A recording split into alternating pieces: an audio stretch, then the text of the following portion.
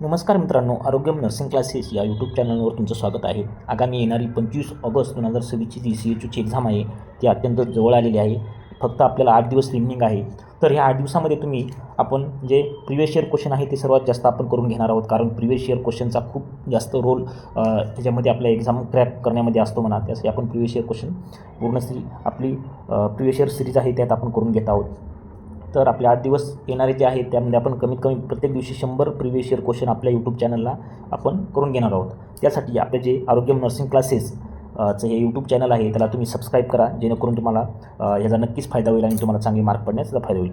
आणि त्याच आपल्या आरोग्य म्हणजे हेल्थ रिलेटेड जे आपण एक्झाम असतात, आरोग्य विभागाच्या ज्या पण असतात, DMR आहे, DHS आहे, पुन्हा दुसरे जे आहे त्याचे नोटिफिकेशन अपडेट जे पण आपले नवीन येत असतात ते आपण या आरोग्यम नर्सिंग क्लासेस या यूट्यूब चॅनलला आपण टाकत असतो. त्यासाठी तुम्ही आपल्या यूट्यूब चॅनलला सबस्क्राईब करा. चला तर पाहूया आपण आजच्या जे आहे आपण काय आज टॉप 25 MCQ आपण पाहणार आहोत. त्यामध्ये काय आहेत आपण डिटेल एक्सप्लेनेशन पाहणार आहोत. त्यामध्ये आपण आपल्या यूट्यूब चॅनलवर आपण एक महत्त्वाचा म्हणजे विद्यार्थ्यांच्या अकॉर्डिंग त्यानुसार एक स्टडी प्लॅन बनवलेला आहे. तर त्यामध्ये जे ही कोर्स आहे आपली जी 25 तारखेला जी एक्झाम आहे CHOची त्यासाठी खूप महत्त्वाचा फक्त आणि फक्त 99 रुपयामध्ये आपण एक हे बनवलेलं आहे कोर्स. तर त्यासाठी आतापर्यंत खूप स्टुडंटला याचा फायदा झालेला आहे, त्यांनी घेतलेला आहे आणि त्यांचे जे हे फीडबॅक आहे ते खूप छान आहे म्हणा. त्यामध्ये आपण काय करणार आहोत, जी CHOची एक्झाम आहे त्यामध्ये नंबर 1 म्हणजे त्यात आपण अकॉर्डिंग टू द CHOच्या सिलेबसनुसार आपण नोट्स अवेलेबल करून दिलेल्या आहेत. प्रत्येक टॉपिक आहे, टॉपिकच्या नोट्स दिलेल्या आहेत. त्यानंतर त्या नोट्सच्या खाली MCQ प्रॅक्टिस MCQ सेट दिलेला आहे. नंतर त्याचे महत्त्वाचा म्हणजे प्रिवियस इयर क्वेश्चन आपण त्यामध्ये इन्क्लूड आहेत. नंबर 3 जे आपले CHOचे IMP टॉपिक वाईज MCQ त्या दिलेल्या आहेत प्रॅक्टिससाठी. नंबर 4ला यामध्ये काय आहे तर NHM प्रोग्रामची लिस्ट जी आहे ती आपण अवेलेबल करून दिलेली आहे. नंबर 5 सर्वात महत्त्वाचा म्हणजे जीकेच्या नोट्स आपण पूर्ण अवेलेबल आहेत. आपल्याला शक्यतो बऱ्यापैकी यामधूनच आपल्याला तुम्हाला क्वेश्चन दिसण्यात येतील म्हणा. त्यानंतर चालू घडामोडी IMP त्याच्या नोट्स बनवलेले आहेत आणि त्याचे MCQ पण आहेत. ज्यांना पण वाटत आहे किंवा आपण हा कोर्स घ्यायला पाहिजे त्यांनी नक्कीच आपल्या आरोग्यम नर्सिंग क्लासेसच्या व्हॉट्सअपचा जे ऑफिशियल नंबर आहे याला तुम्ही मेसेज करू शकता आणि तुम्ही सॅम्पल कॉपी पण ह्याची पाहू शकता आणि नंतर बाय करू शकता. कारण अन्यथा जवळ एक्झाम आलेली आहे आणि तुम्ही घ्यायला पाहिजे. ज्यांचे असं वाटत आहे की आपली अनेक स्टडी कमी आहे त्यासाठी हे तुम्ही करू शकता. एक मिनिमम 8 दिवस जरी तुम्ही हे प्रॉपर फॉलो केलं तरी तुम्हाला नक्कीच तुमच्या येणाऱ्या एक्झाममध्ये तुम्हाला मार्क जास्त दिसून येतील. चला तर आजचं आपण पाहणार आहोत जे आपण टॉप 25 जे MCQ घेतलेले आहेत प्रिवियस इयर क्वेश्चन जे ते आपण पाहणार आहोत. त्यामध्ये नंबर 1चा क्वेश्चन पहा, CHOची एक्झामची प्रिवियस इयर क्वेश्चन आहे बघा. नंबर 1चा जो क्वेश्चन आहे तो काय म्हणते बघा, what is the main objective of the primary health centre, म्हणजे जी PSC असते जर काय रेवा मेन ऑब्जेक्टिव्ह काय आहे विचारलं. त्याने ऑप्शन क्रमांक 1 आहे टर्शरी केअर, ऑप्शन क्रमांक 2 प्रायमरी हेल्थ केअर, ऑप्शन क्रमांक C ओनली सर्जिकल सर्व्हिसेस आणि ऑप्शन क्रमांक 4 ओनली लॅबोरेटरी सर्व्हिसेस. आपल्याला माहिती आहे प्रत्येक क्वेश्चनचा जर प्रॉपरली तुम्ही रीड केला तर तुम्हाला त्यामध्येच आन्सर दिसून आलेला असते म्हणा. तर तुम्ही ते करणं खूप महत्त्वाचं आहे. बघा हे काय म्हणले प्रायमरी हेल्थ सेंटर, तर प्रायमरी हेल्थ सेंटरला टर्शरी होऊ शकते का रे, नाही. तर याचं काय आन्सर काय आहे नंबर 1 ऑप्शन क्रमांक B काय रे प्रायमरी हेल्थ केअरच होऊ शकते म्हणा. असेच छोटे छोटे क्वेश्चन तुम्हाला येतात कारण हे प्रिवियस इयर क्वेश्चन विचारलेले आहेत म्हणा.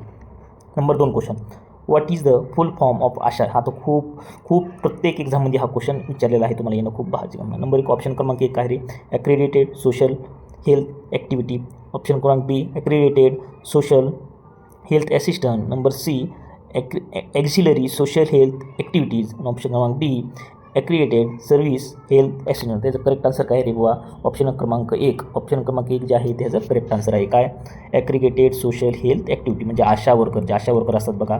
आशा वर्कर किती पॉप्युलेशनला असतात ते पण तुम्हाला विचारलं असते.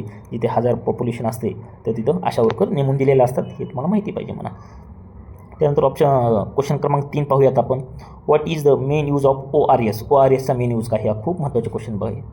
यामध्ये बघा फिवर ऑप्शन क्रमांक 2, डिहायड्रेशन ऑप्शन क्रमांक 3, हायपरटेन्शन ऑप्शन क्रमांक 4, ॲनिमिया. त्याचं करेक्ट आन्सर काय रे बाबा आपण ज्याला डिहायड्रेशन बघा आपल्या बॉडीमध्ये जर एखादं डिहायड्रेशन वगैरे कोणाच्या बॉडीमध्ये झालं, फ्लूडची कमतरता झाली तर आपण काय देतो रे ORS देतो. का बरं डिहायड्रेशन म्हणजे काय रे इलेक्ट्रोलाईट आपल्या बॉडीमध्ये जे इलेक्ट्रोलाईट इम्बॅलन्स होतो ते भरून काढण्यासाठी ORS देतो. ORSमध्ये इलेक्ट्रोलाईट हे असतात ते आपण पिल्यानंतर आपली बॉडीची जी कमतरता झाली असते ती भरून निघते म्हणून. याचं करेक्ट आन्सर काय डिहायड्रेशन. ORS म्हणजे की डिहायड्रेशन.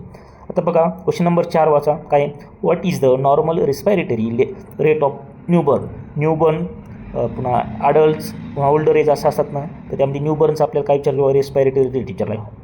ऑप्शन क्रमांक 1 10 to 20 पर मिनिट, ऑप्शन क्रमांक 2 20 to 30 पर मिनिट, ऑप्शन क्रमांक 3 30 to 60 पर मिनिट, ऑप्शन क्रमांक 4 60 to 80 पर मिनिट. त्याचं करेक्ट आन्सर काय आहे तुम्हाला माहिती, न्यूबॉर्नमध्ये काय असते रेस्पिरेटर 30 to 60 पर मिनिट असते. याचं करेक्ट आन्सर काय आहे ऑप्शन क्रमांक सी. त्यानंतर 5 नंबरचा क्वेश्चन काय म्हणते, BCG vaccine provide protection mainly against, म्हणजे आपण BCG वॅक्सिन देतो बघायला ॲट बर्थ झाल्यानंतर वगैरे, तर ते काय असते कशासाठी देतात तर ते विचारलं आहेत.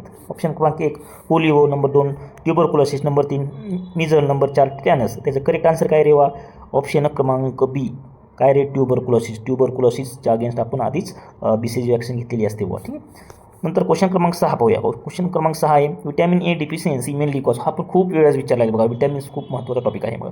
त्या नंबर ऑप्शन पाहूया नाईट ब्लाइंडनेस, ऑप्शन क्रमांक 2 स्कर्वी, ऑप्शन क्रमांक 3 रिकेट्स आणि 4 बेरीबेरी. तर याचं करेक्ट आन्सर काय रेवा सर्वांना माहिती नाईट ब्लाइंडनेस कशामुळे तर रेवा डिफिशियन्सी ऑफ विटॅमिन ए, त्यामुळे नाईट ब्लाइंडनेस होत असते म्हणत. म्हणजे त्याचं करेक्ट आन्सर काय राहील ऑप्शन क्रमांक 1. आता नेक्स्ट क्वेश्चन पाहूया. 7वा पहा, which component of blood mainly carries oxygen component विचारला आहे बघा. तर त्याचं पहा ऑप्शन क्रमांक 1 WBC, ऑप्शन क्रमांक 2 प्लेटलेट, ऑप्शन क्रमांक 3 हिमोग्लोबिन, ऑप्शन क्रमांक 4 प्लाझ्मा. त्याचं करेक्ट आन्सर काय आहे रे बघा ऑप्शन क्रमांक सी हिमोग्लोबिन हे काय असते कॅरी करते मला. चला नेक्स्ट पाहूया. नेक्स्ट पहा क्वेश्चन. आता नेक्स्ट काय विचारले पहा, नेक्स्ट विचारले 8 नंबरचा क्वेश्चन पहा. What is the considered a normal blood pressure in healthy adult म्हणले बघा त्यानं. ऑप्शन क्रमांक 1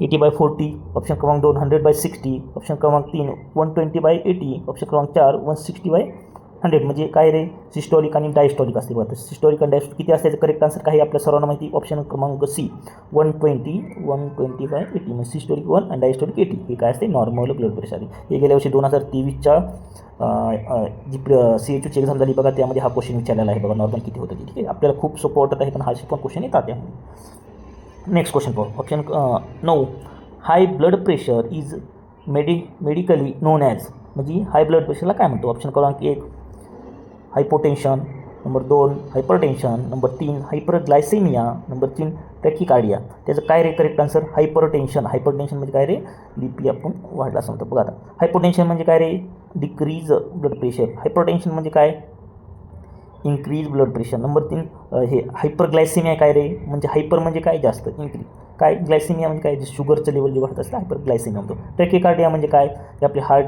रेट असते ते काय वाढवणे वाटतं ट्रॅकिकार्डिया. तो 60 रेट जर डिक्रीज झाला त्याला काय म्हणतात ब्रॅकिकार्डिया म्हणतात बघा.